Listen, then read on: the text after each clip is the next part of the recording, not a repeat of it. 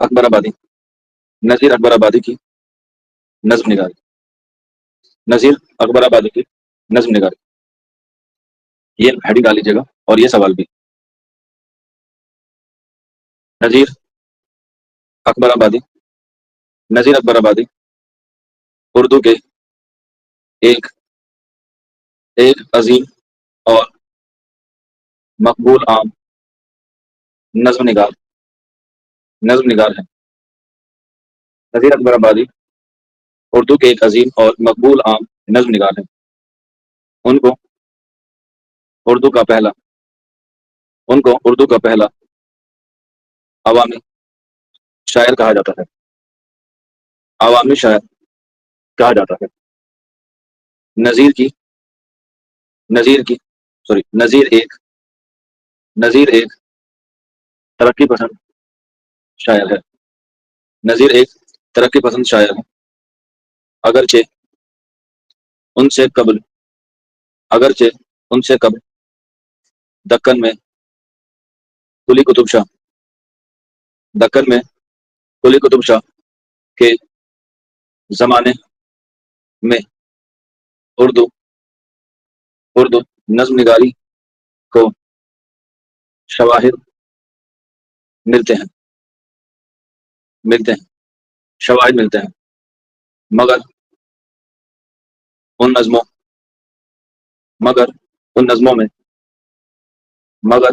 نظموں میں صرف ناساہنہ انداز ملتا ہے۔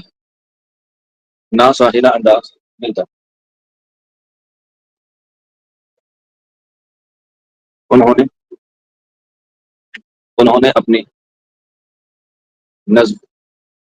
نے اپنی نظم میں پہلی بار اسے عوامی روز و شب سے آشنا کیا۔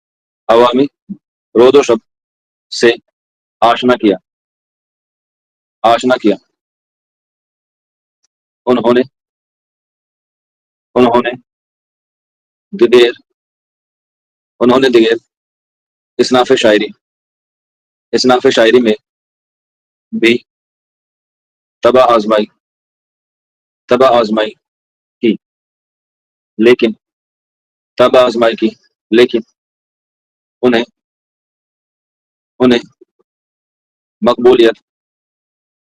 مقبولیت نظم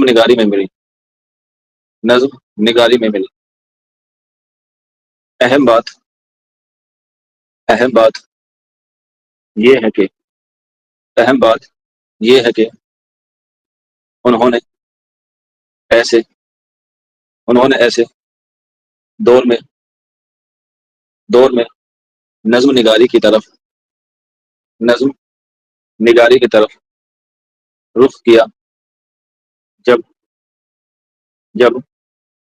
نظم نگاری کی طرف رخ کیا جب ہر طرف غزل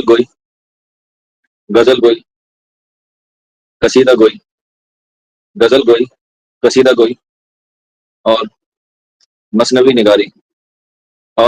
مثنوی نگاری وغیرہ کا خوب چلن تھا۔ انہوں نے اپنی نظم میں پہلی بار اسے عوامی روز و شب سے آشنا کیا۔ انہوں نے دیگر اصناف شاعری میں بھی طبع آزمائی کی، لیکن انہیں مقبولیت نظم نگاری میں ملی۔ اہم بات یہ ہے کہ انہوں نے ایسے دور میں نظم نگاری کی طرف رخ کیا جب ہر طرف غزل گوئی، قصیدہ گوئی اور مثنوی نگاری وغیرہ کا خوب چلن تھا۔ اس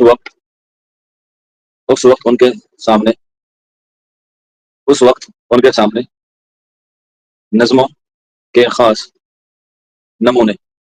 کے خاص نمونے بھی موجود نہیں تھے۔ نذیر اکبر آبادی نے ایسے دور میں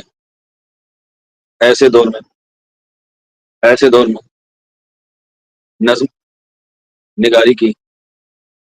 نگاری کی دنیا میں قدم رکھا اور اس صنف اور اس صنف کو بلندی عطا کی اور اس صنف کو بلندی عطا کی۔ نذیر اکبر آبادی نذیر اکبر آبادی کی نظم نگاری نذیر اکبر آبادی کی نظم نگاری میں زندہ دلی کا عنصر نمایاں ہے، زندہ دلی کا عنصر نمایاں ہے، مگر ہندوستان میں مگر ہندوستان میں قتل و غارت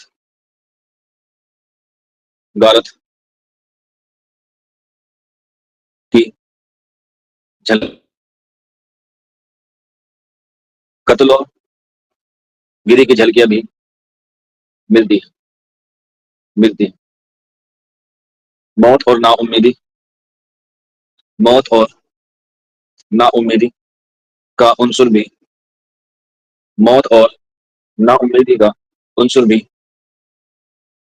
کہیں کہیں کہیں کہیں نظر آتا ہے، کہیں کہیں نظر آتا ہے نظر آتا ہے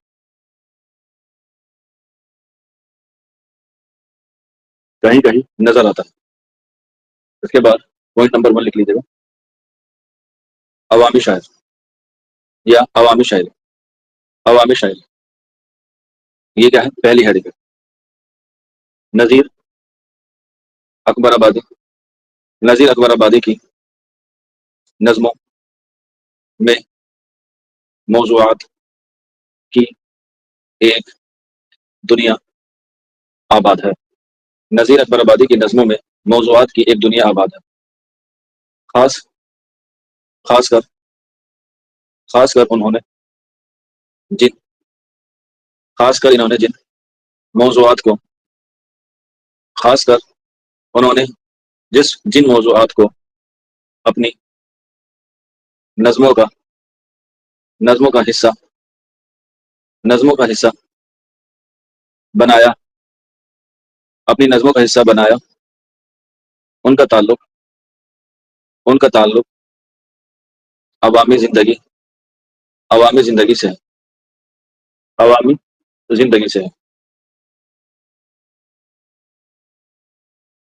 عوامی زندگی سے۔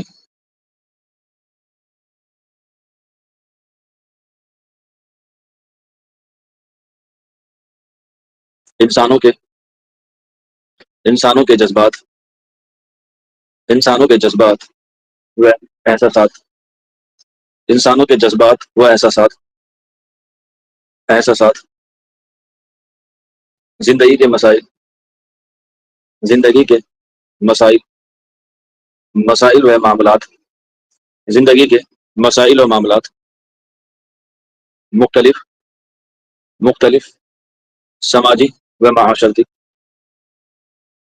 سماجی و معاشرتی حالات غرض کے غرض یہ کہ غرض یہ کہ انسانی زندگی انسانی زندگی کے مختلف مختلف پہلوؤں مختلف پہلوؤں کو مختلف پہلوؤں کو اپنی نظموں میں نظموں میں شامل کیا نظموں میں شامل کیا ہے نظموں میں شامل کیا ہے اسی سلسلے میں اسی اسی سلسلے میں اسی سلسلے میں اسی سلسلے میں معاشی بدحالی معاشی بدحالی پر مبنی ان کی نظم اسی سلسلے میں معاشی بدحالی پر مبنی ان کی نظم مفلسی قابل ذکر ہے مفلسی قابل ذکر ہے مفلسی قابل ذکر ہے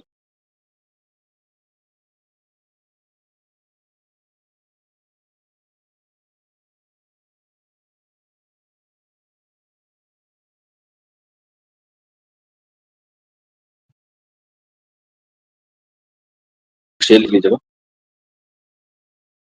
جب آدمی کے حال پر، جب آدمی کے حال پہ آتی ہے مفلسی، جب آدمی کے حال پہ آتی ہے مفلسی، کس کس طرح، کس کس طرح سے اس کو ستاتی ہے مفلسی۔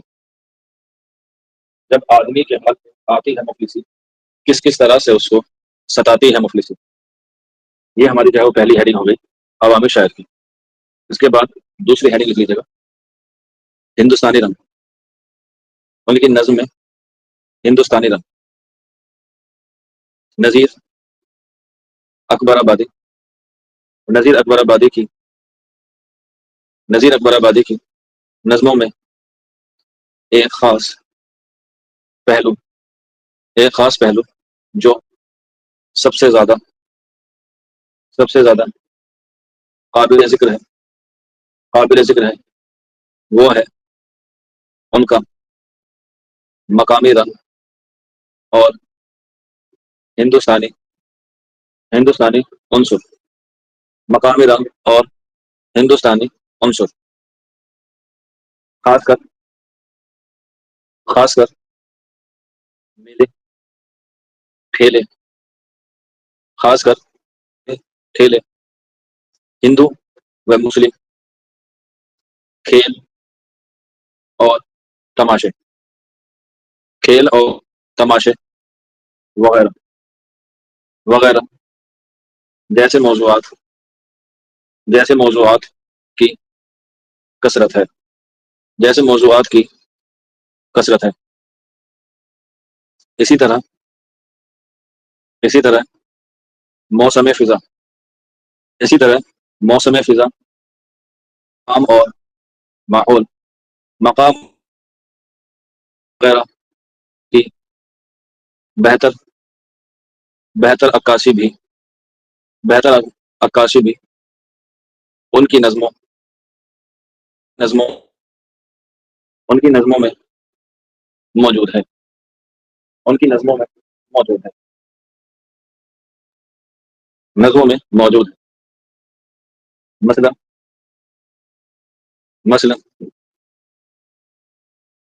ہولی، دیوالی، عید الفطر، ہولی، دیوالی، عید الفطر، شب برات، عید الفطر، شب برات، برسات کی بہاریں، برسات کی بہاریں، برسات کی بہاریں، بلدیو جی کا میلہ، بلدیو جی کا میلہ، اور بسنت وغیرہ۔ یہ کیا ہے؟ ان کی نظمیں ہیں جو ہمیں ہندوستانی رنگ یا مقامی زندگی سے کیا کرتی ہیں؟ روبرو کرتی ہیں۔ اس کے بعد تیسری لکھ لیجیے گا، مشترکہ تہذیب، مشترکہ تہذیب یا قومی یکجہتی۔ مشترکہ تہذیب جو ہے وہ نذیر اکبر آبادی کی نظم نگاری کی اہم خصوصیت ہے۔ اسے لکھتے ہیں نذیر اکبر آبادی کی نظموں کی ایک نذیر اکبر آبادی کی نظموں کی ایک بڑی خوبی یہ ہے کہ انہوں نے اپنی نظموں میں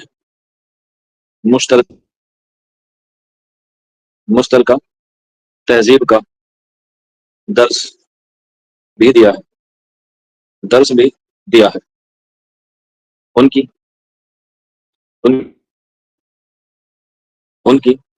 نظموں میں انسان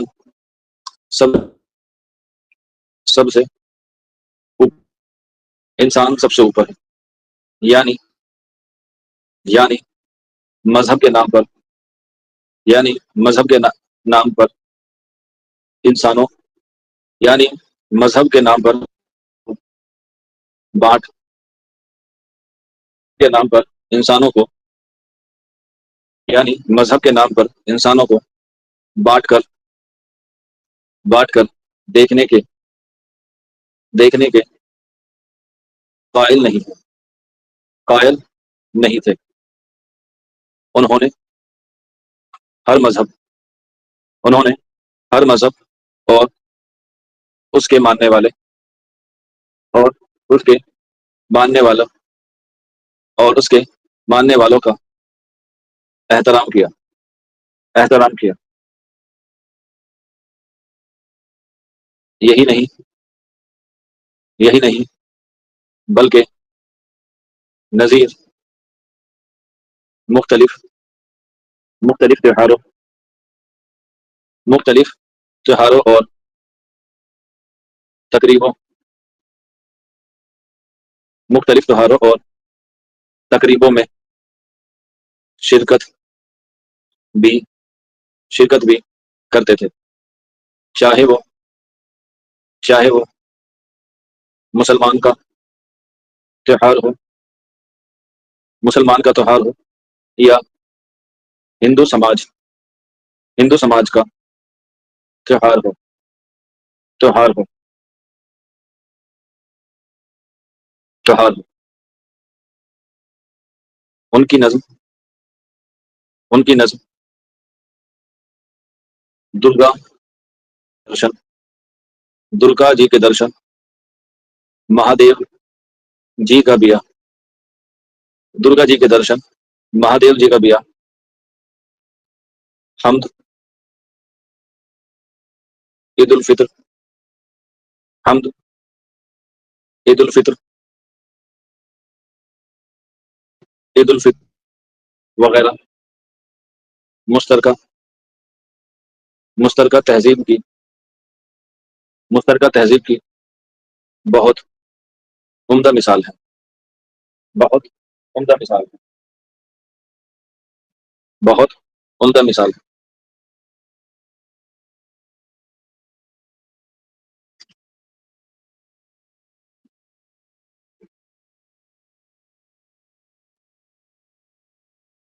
نیکسٹ لیجیے، زبان اور ان کا لب و لہجہ زبان اور ان کا لب و لہجہ زبان اور ان کا لب و لہجہ۔ نذیر نذیر اکبر آبادی نے اپنی نظموں میں عوامی زبان عوامی زبان اور لب و لہجہ عوامی زبان اور لب و لہجہ کا استعمال بخوبی کیا ہے۔ انہوں نے انہوں نے عوام سے متعلق انہوں نے عوام سے متعلق موضوعات موضوعات اختیار کرنے کے ساتھ ساتھ موضوعات اختیار کرنے کے ساتھ ساتھ اور لب و لہجہ ان کی زبان اور لب و لہجہ کو بھی استعمال استعمال کیا ہے۔ یہ دیکھتے ہوئے اگر اگر انہیں مکمل مکمل عوامی شاید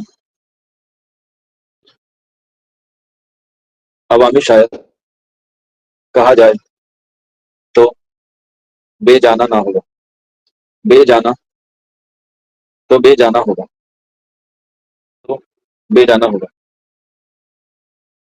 نذیر اکبر آبادی کی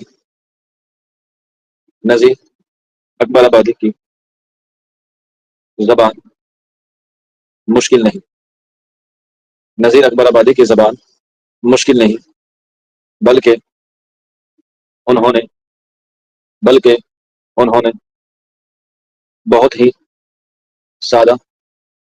ہی سادہ اور عام فہم زبان کا استعمال کیا ہے۔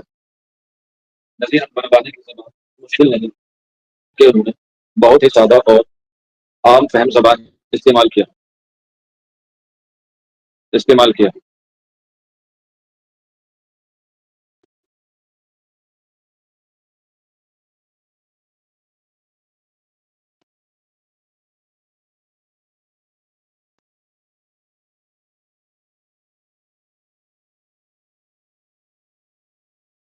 تو یہ ہو گئی ان کی نذیر اکبر آبادی کی نظم نگاری کی کچھ خصوصیات. اس کے بعد نیکسٹ اور لاسٹ ہیڈنگ لکھ لیجیے گا، تمثیل نگاری. تمثیل نگاری. تمثیل کا مطلب ہوتا ہے کسی بات کو مثال کے ساتھ سمجھانا. مثال کے ساتھ سمجھانا. اس میں دیکھتے ہیں نذیر اکبر آبادی نے نذیر اکبر آبادی نے اپنے نذیر اکبر آبادی نے اپنے پیغام کو پر نذیر اکبر آبادی نے اپنے پیغام کو پر اثر بنانے کے لیے پر اثر بنانے کے لیے تمثیل نگاری کا تمثیل نگاری کا بھی سہارا تمثیل نگاری کا بھی سہارا لیا.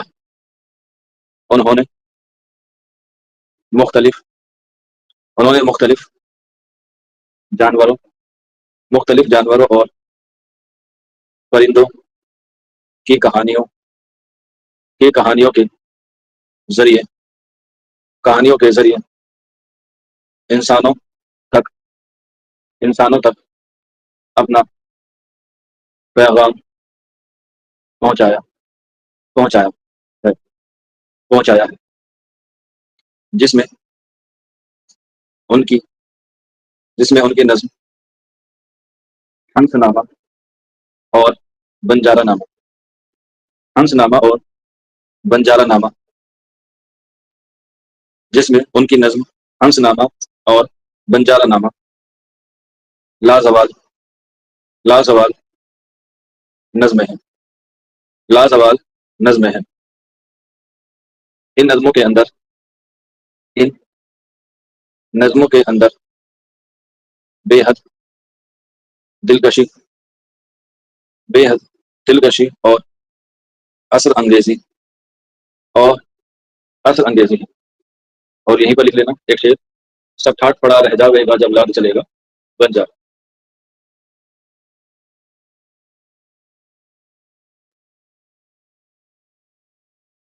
یہ جو شعر ہے بنجارہ نامہ، یہ جو ہے وہ بنجارہ نامہ کی نظم سے ہی لیا جائے گا. یہ نذیر اکبر آبادی کی بہت اہم نظم ہے بنجارہ نامہ. تو آپ لوگ لکھ سکتے ہیں سب ٹھاٹ پڑا رہ جاوے گا سب ٹھاٹ پڑا رہ جاوے گا جب لاد چلے گا بنجارہ. یہ پورا ایک ہی مصرع ہے. اصل میں یہ مصرع جو ہے وہ بار بار ریپیٹ ہو رہا ہے نذیر اکبر آبادی کی نظم، تو اس لیے میں نے جو ہے وہ اس میں لکھوا دیا. ویسے پوری نظم ہے. تک ہر سو ہوا کا چھوڑ میا مت دیس بدیس پھرے مارا قزاق اجل کا لوٹے ہے دن رات بجا کر نکارا کیا بدیا بھینسا بیل شتر کیا کونے پال سر بھارا کیا گیہوں چاول موٹ مٹر کیا آگ دھواں اور انگارا سب ٹھاٹ پڑا رہ جاوے گا جب لال چلے گا بنجارا. تو اتنی بڑی نظم لکھ کے یا پورا بند لکھنے کی ضرورت نہیں ہے. ایک یہ لائن بھی لکھ دیں گے تو بیچ سے جو ہے وہ پتہ چل جائے گا. ٹھیک ہے. اور اس میں جو ہے مثال دی گئی ہے بنجارہ کی. آپ لوگوں نے دیکھے ہوں گے نا کہ بنجارے کیسے ادھر سے ادھر رہتے ہیں، ایک جگہ نہیں ٹکتے. ان کی زندگی بہت مختصر سی ہوتی ہے. کیونکہ ہم بھی کیا ہیں اس دنیا میں بنجارے کے طور پہ ہیں. آج آئے ہیں کل چلے جائیں گے. آج کہاں ٹھکانا ہے کل پتہ نہیں کہاں ٹھکانا. تو اس لیے اسے کیا کیا گیا ہے، تمثیلی نظم جو ہے وہ کہا گیا ہے نذیر اکبر آبادی کی.